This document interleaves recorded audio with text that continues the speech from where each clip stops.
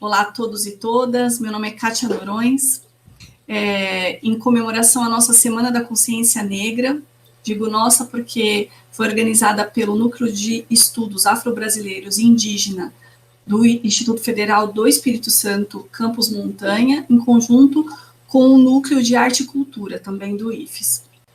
Bom, é importante a gente apresentar o nosso convidado, que é extremamente especial e que veio aqui hoje trazer essa discussão. Então, ele é graduado em Direito, né? Ele tem uma trajetória bem interessante, porque ele fez graduação em Direito e fez mestrado em Psicologia Social na Universidade Federal do Vale de São Francisco, e é doutorando em Direito também, na Universidade Católica de Pernambuco.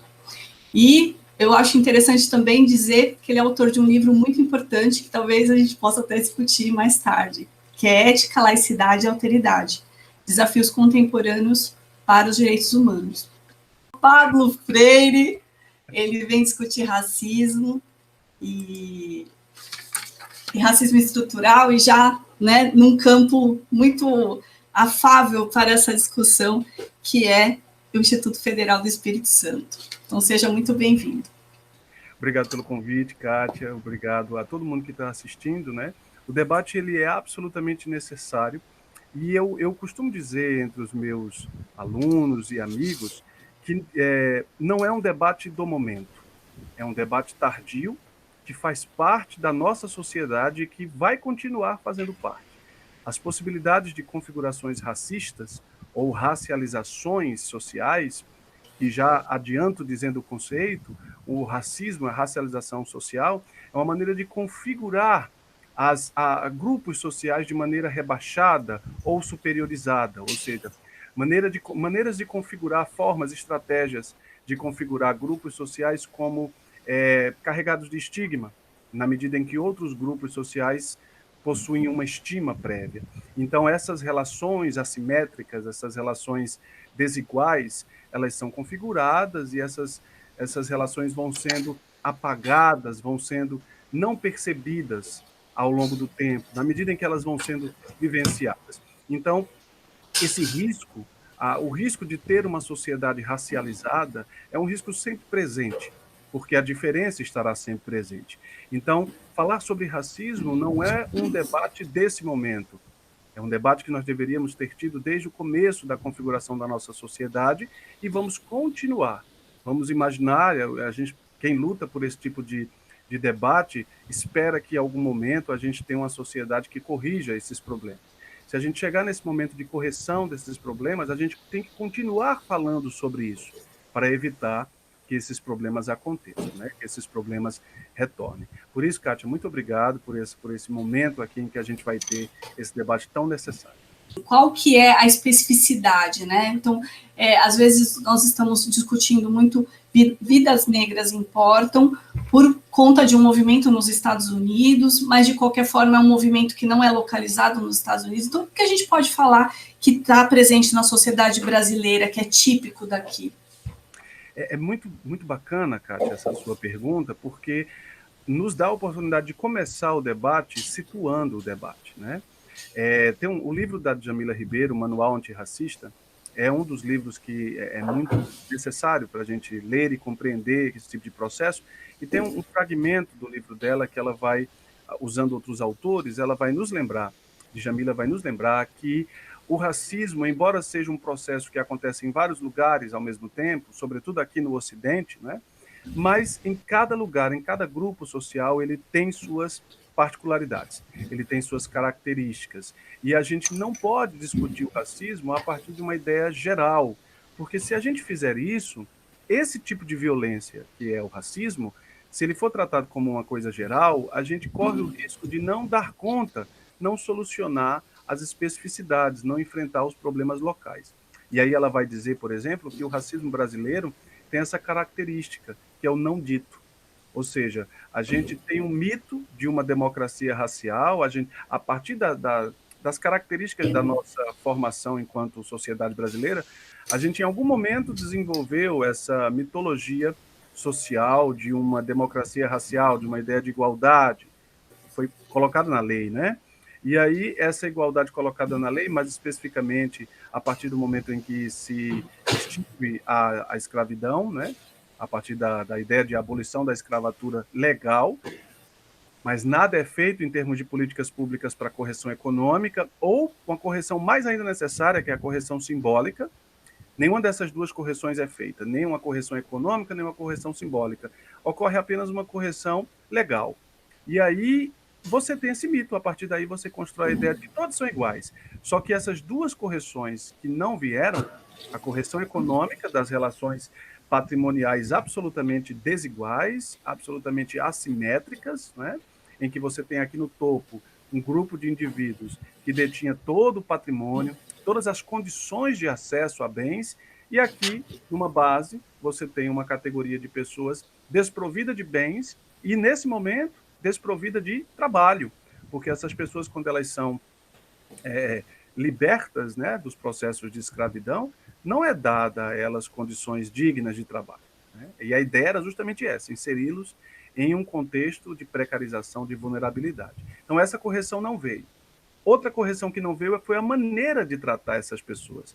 Tanto é que tem outro trecho também no livro de Djamila que é muito forte, dois trechos que são muito fortes, que nos ajudam a pensar que racismo é esse, é quando ela diz o seguinte: eu fui educada a acessar a história do povo negro no Brasil a partir dessa ideia de que éramos escravos.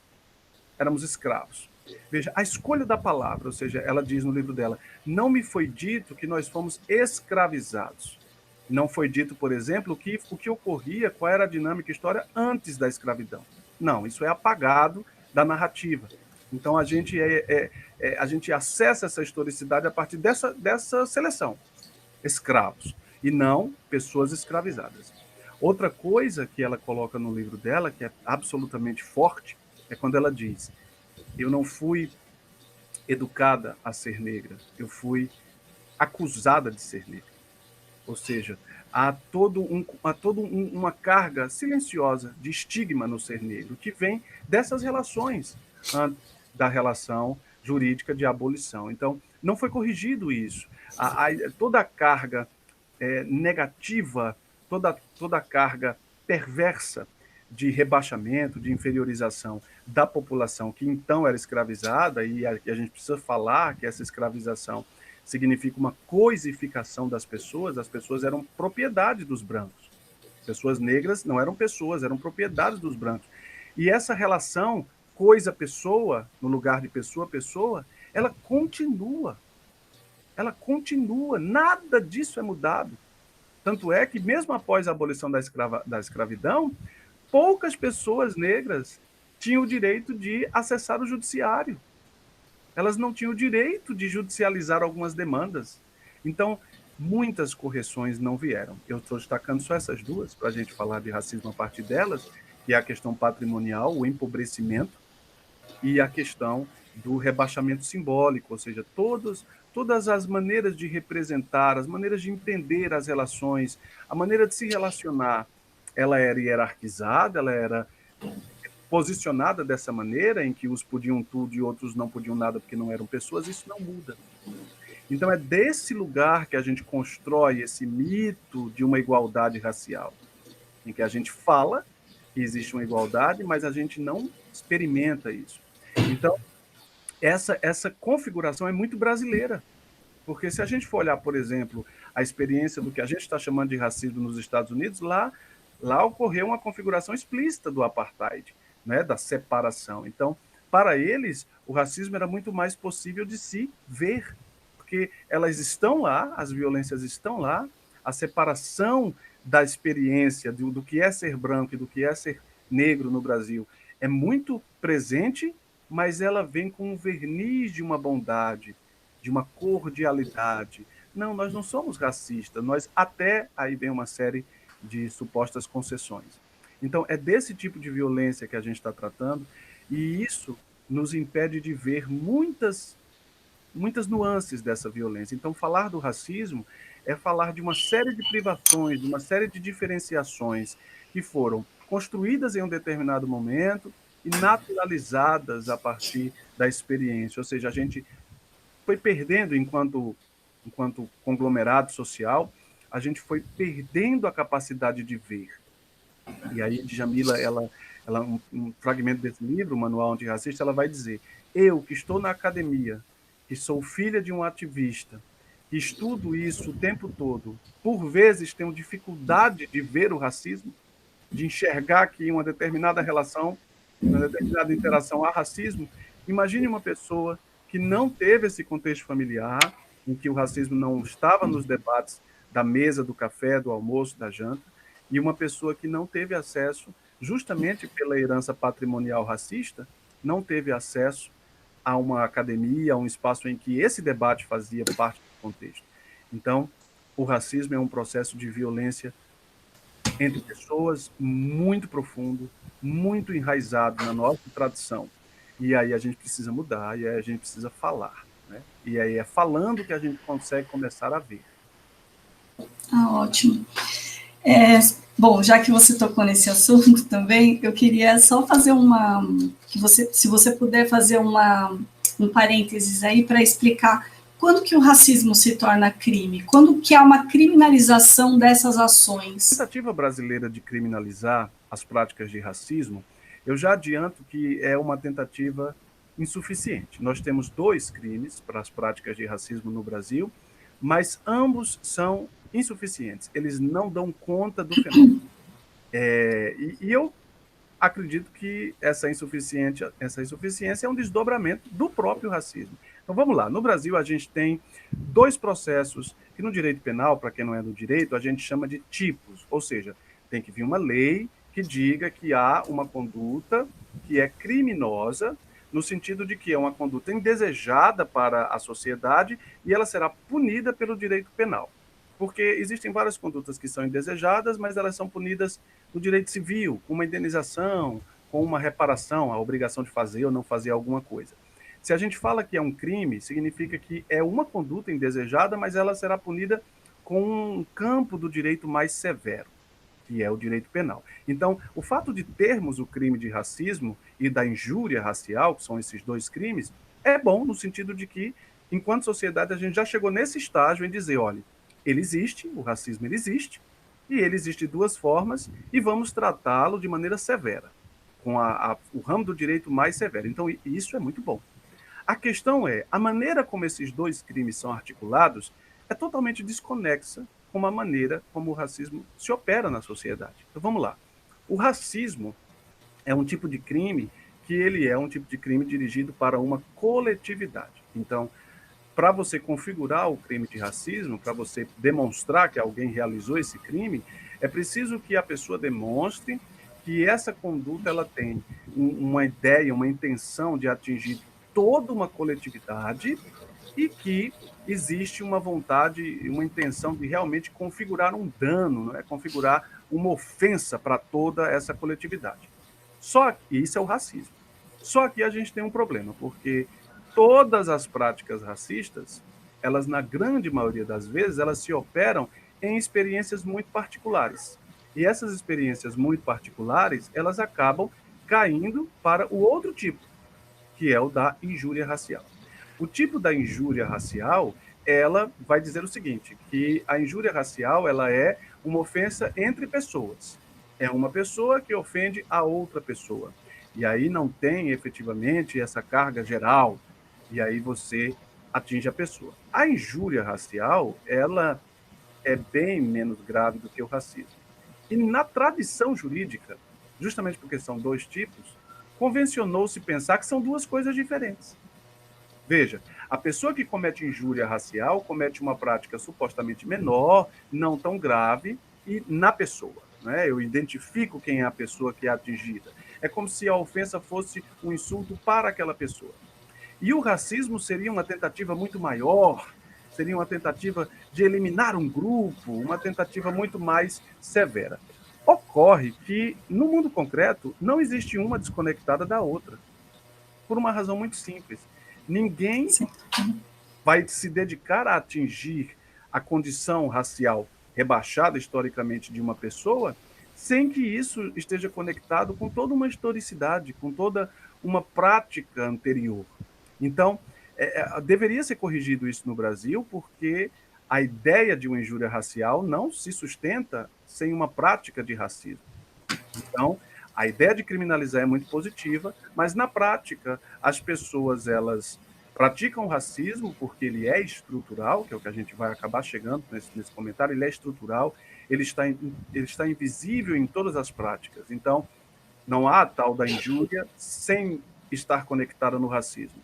Só que quando eu desconfiguro o tipo penal do racismo para dizer que a pessoa configurou injúria, na maioria das vezes a pessoa vai lá e se retrata. A pessoa diz, eu não tinha intenção, eu não tinha... me perdoe, eu estava equivocado, foi um momento aí de uma escolha ruim de palavras. E acaba ficando nisso. A pessoa escapa de enfrentar o fato de que ela está conectada em um processo racista e ela resolve a tal da injúria racial, que é a manifestação concreta do racismo, com um pedido de desculpas, não é? Com uma pena que não, algumas vezes é até um pouco mais severa, mas não é a pena do racismo. Então existe essa desconexão no mundo jurídico. E essa desconexão do mundo jurídico, ela acaba abrindo espaço para que no mundo concreto o tal racismo, que é o que atravessa as pessoas, efetivamente continue acontecendo. Uma das coisas também que é um desdobramento jurídico muito terrível é que a gente acaba pensando que o racismo fica no plano, porque a gente acaba discutindo o racismo nessa questão da injúria racial. E a gente fica achando que o racismo se limita a ofensas verbais, como se a prática de racismo fosse isso.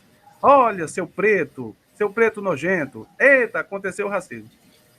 Quando o racismo ele está muito antes de tudo isso. Está no rebaixamento econômico, está no impedimento de acesso aos espaços acadêmicos, aos espaços educacionais, está naquela ideia de que determinados lugares não são para as pessoas pretas, para as pessoas negras, a ideia de que determinados afetos não devem ir para pessoas pretas, para pessoas negras, muitas limitações, impedimentos, entraves, amarras, que são efetivamente o racismo. E aí a gente fica discutindo o racismo no plano de uma ofensa verbal a uma pessoa, um insulto a uma pessoa. Quando, na verdade, isso também faz parte do racismo, evidentemente, mas isso é menos que a ponta do iceberg. Isso é a gota da água que derreteu na ponta do iceberg. O problema é muito mais complexo. E aí essas literaturas atuais que estão surgindo, como racismo institucional, racismo estrutural, racismo recreativo, encarceramento em massa, quase todas as obras da coleção Feminismos Plurais nos ajudam a ver como é que o racismo efetivamente está operando. E aí, a partir daí, a gente poderia refazer a legislação penal para dar conta do que realmente acontece. Então, o que é que a gente tem hoje? Temos uma legislação, então isso é bom. Dizer que aqui está é ruim na direção de negá-la e de tirá-la do ordenamento jurídico não é bom. Então, a gente precisa aperfeiçoar essa legislação. Inclusive, penso eu, que a melhor das penas para o racismo seria uma exposição, seriam as penas socioeducativas, né? As penas de ressocialização dessas pessoas, porque é uma tecla que a gente bate sempre. Os indivíduos antirracistas, eles não querem extinguir os brancos. Não é uma luta de pretos contra brancos. É uma luta contra práticas, é uma luta contra esse fenômeno que é o racismo. Então, a gente precisa que as pessoas brancas entendam isso, pessoas não negras entendam isso, e entrem nessa linha de reconfiguração da sociedade. Porque o enfrentamento do racismo implica em reconfigurar as relações sociais. Então, colocar uma pessoa racista na cadeia e mantê-la lá racista não vai ajudar muita coisa. A gente precisa inserir essa pessoa em contextos de ressocialização, ou seja, a melhor das penas seriam penas reeducativas, debates sociais, não é? O constrangimento de que essa pessoa entenda que essa conduta é uma conduta perversa, é uma conduta coletiva, não é uma conduta que se manifesta na oralidade apenas, mas, sobretudo, ajudá-la a se reinserir em outros lugares, em outras formas de interação social. Correto. Bom, já que nós já chegamos nesse tema educação, acho que nós podemos já caminhar para esse lado que é tão importante, né, pensando que nós estamos conversando com estudantes do ensino médio, quem mais se interessar por esse tema. Mas em relação à educação, Pablo, você explicou até agora como que é a funcionalidade do racismo dentro de estruturas, né? Então, o racismo é estrutural dentro dessas estruturas, mas qual que é a relação? Como que se manifestaria esse num campo educacional? Assim, uma das questões que mais chegou essa discussão e mais aprofundou foram as cotas, né? As ações afirmativas na educação. Então, começou no ensino superior e agora já está no ensino médio. E espero que a gente possa chegar na educação infantil, né, nessa discussão, porque eu, como professora da educação infantil, eu tenho uma série de histórias aqui que podem justificar a necessidade de um trabalho, tanto com o corpo docente, como com as famílias, estudantes, como um projeto educativo de todas as escolas, e talvez dessa sociedade. Mas, então, como que esse racismo estrutural a gente pode identificar dentro das estruturas escolares, sendo a escola uma instituição social, né? A gente pode pensar essa resposta a partir de uma premissa. A gente vai reforçar aqui a ideia, a compreensão do que é o racismo. O que é o racismo em todos os espaços? É uma construção prévia e, por isso, não vista, não questionada, de uma relação hierárquica. Ou seja, um grupo, que é esse grupo que a gente está falando, é o grupo branco, porque estamos falando de uma herança eurocentrada, de uma herança dessa experiência colonial. Esse grupo constrói uma série de favorecimentos prévios.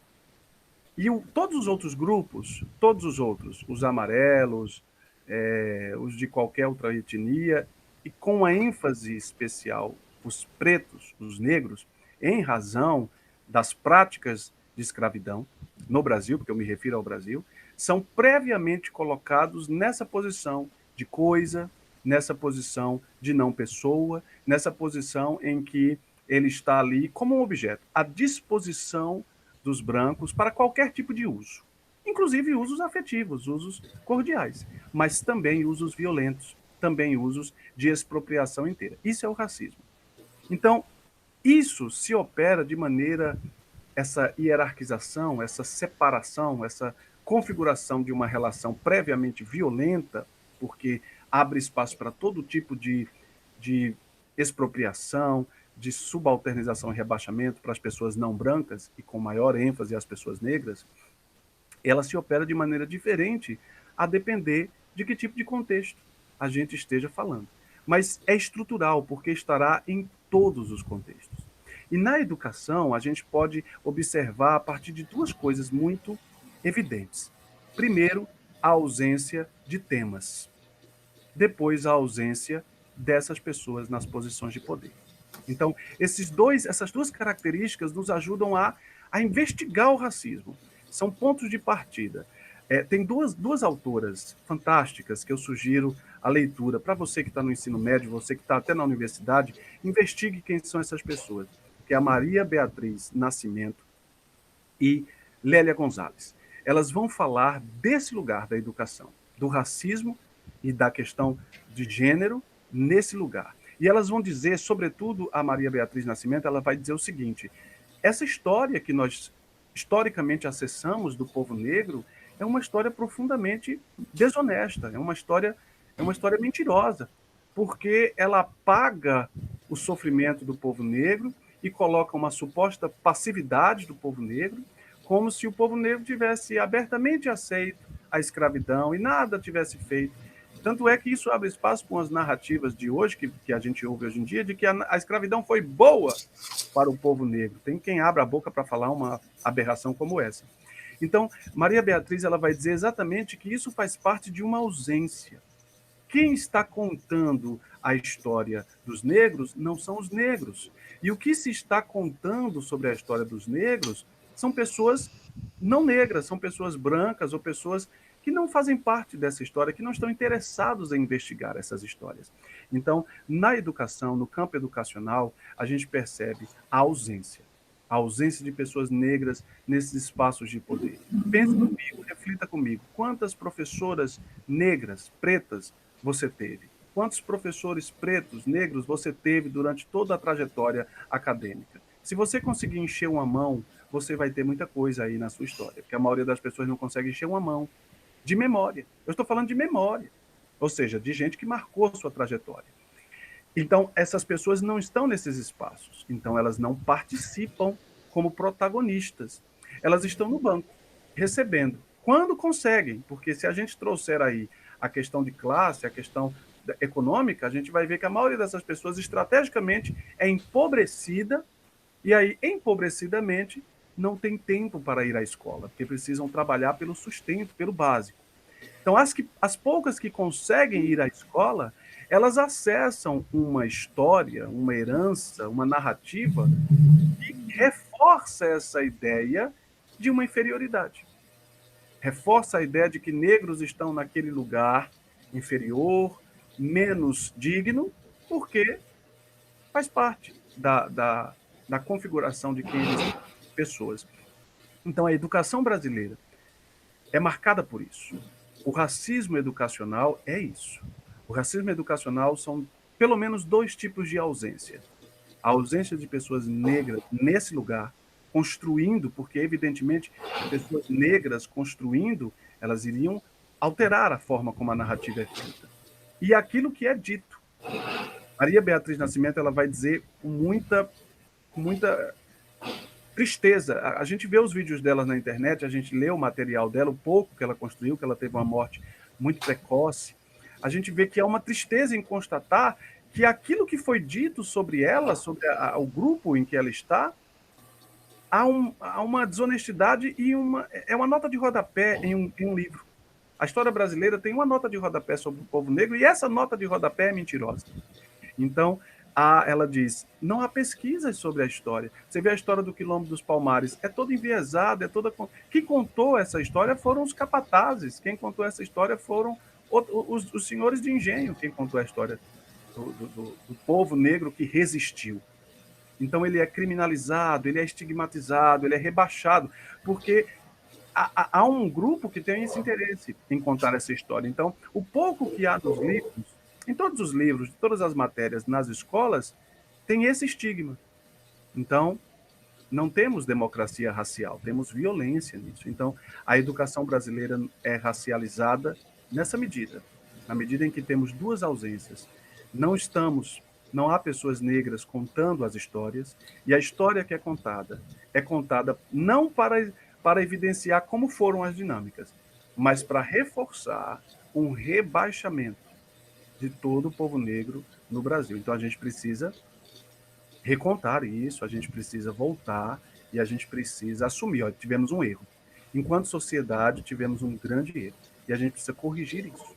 E isso deve integrar a nossa história. A partir de um determinado momento, a gente recontou a história. Não para negar o que aconteceu, mas para inserir elementos no que aconteceu na nossa história. Ou seja, algumas histórias que foram negligenciadas, ocultadas, apagadas, elas precisam aparecer. Certo. Nossa, muitas coisas a serem discutidas ainda. Eu queria só salientar, né, nessa exposição do professor, que nós temos 2 leis super importantes que foram aprovadas a partir do século XXI, que é a Lei 10.639, que introduz a história das populações africanas e afro-brasileiras no currículo escolar, no currículo das instituições, tanto no nível da educação básica como em nível superior. E, posteriormente, em 2008, a Lei 11.645, que introduz a história das populações indígenas. Então, como o professor disse, é super importante a gente pensar nesse momento que o que tem a ver toda essa discussão do racismo tão bem explorada pelo professor e a não implementação dessas 2 legislações que estão fazendo aniversário. E a gente já tem, né, quase 17 anos de aprovação da primeira legislação. Então, é super importante nós pensarmos no nosso compromisso enquanto instituição e enquanto estudantes também, que vão para o ensino superior agora, que vão escolher, né, a sua carreira, o que você quer desenvolver ao longo da sua vida. Então, por fim, né, diante dessa brilhante exposição, super agradeço, professor, foi incrível. Eu queria que o senhor colocasse quais são as informações, ou o que você falaria para um estudante de ensino médio que, dentro desse momento tão delicado, vai prestar Enem, está pensando na sua carreira profissional, enfim, o que todos esses aprendizados, né, o que ele se relaciona com a própria escolha profissional. É interessante essa sua provocação. O que dizer para um aluno quando ele vai pensar no Enem, quando ele vai pensar na carreira, né? Eu poderia dizer muitas coisas, né? Muitas coisas poderiam ser ditas, mas eu vou dizer uma coisa que eu pensei para mim em algum momento da minha vida. Às vezes a gente, sem perceber, a gente percebe os sonhos que a gente não pode ter. Às vezes a gente convive com as pessoas que usufruem esses privilégios, e às vezes a gente pensa, eu gostaria de ser tal coisa, eu gostaria de fazer tal coisa, mas isso não é para mim. Isso faz parte da estrutura racista. Algumas pessoas, e aí as pessoas acabam pensando, não, e não é para mim por quê? Aí elaboram. Porque minha família é isso, porque minha mãe é isso, porque ninguém na minha família é isso. Então, o que eu diria para uma pessoa que está pensando uma carreira? Pense fora dessas limitações. Aposte. Elabore depois. Como você vai fazer isso? Depois isso virá. Mas permita-se ter os maiores sonhos. Permita-se ter os maiores sonhos. Coloque os pés no chão e a mente lá em cima. Porque há uma construção latente, uma construção possível ao nosso redor.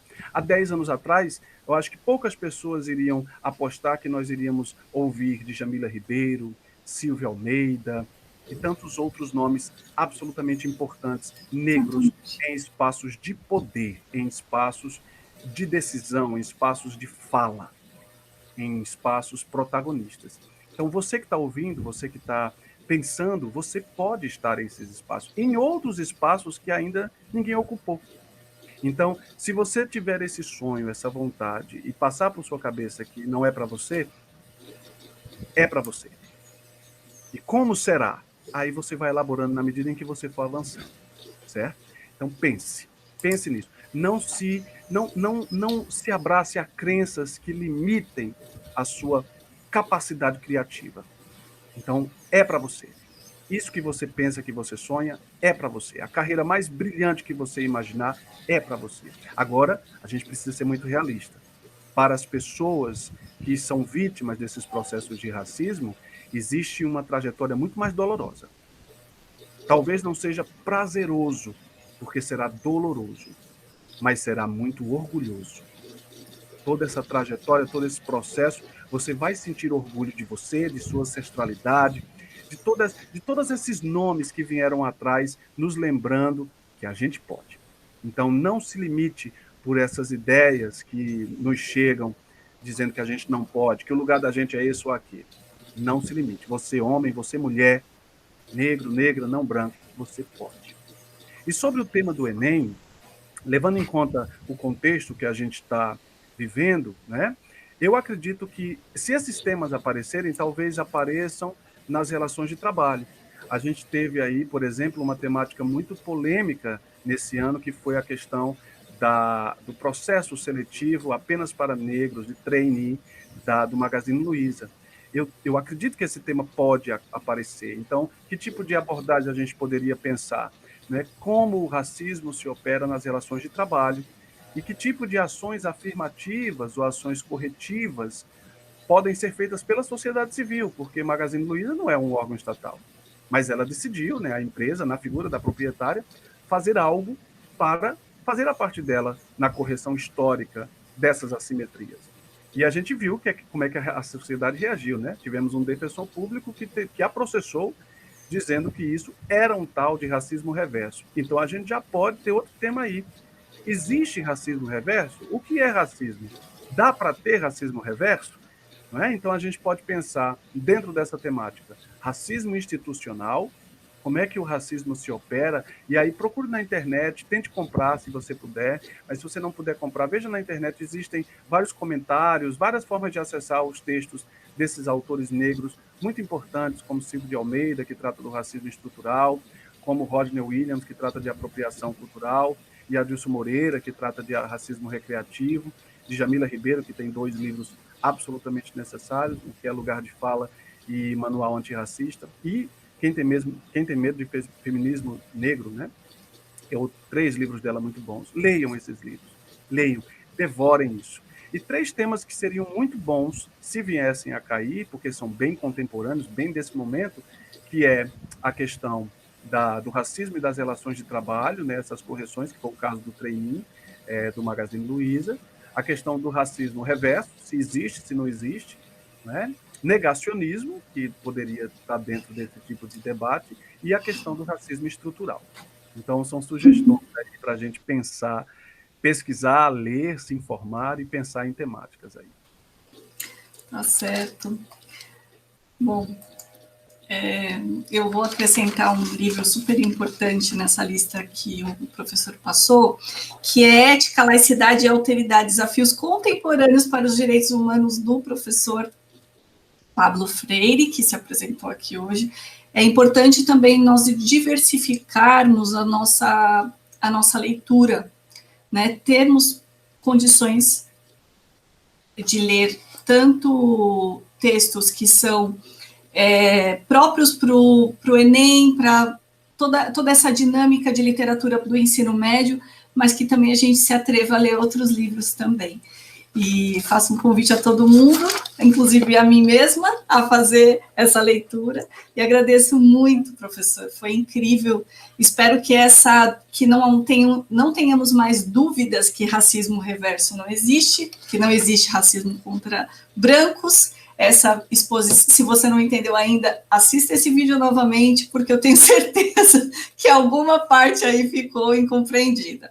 Então, de certa forma, muito, muito, muito obrigada. Espero que a gente se encontre em outros momentos para discutir outros temas também. Muito obrigada, professor, e até breve.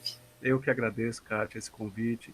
Todo mundo que assistiu, eu desejo que esse tipo de reflexão possa germinar como uma semente e que a gente possa juntos reconstruir o nosso país e que a gente possa ter aí toda essa experiência só como uma memória triste, presente, porque a gente não pode esquecer, mas de um passado que a gente conseguiu superar.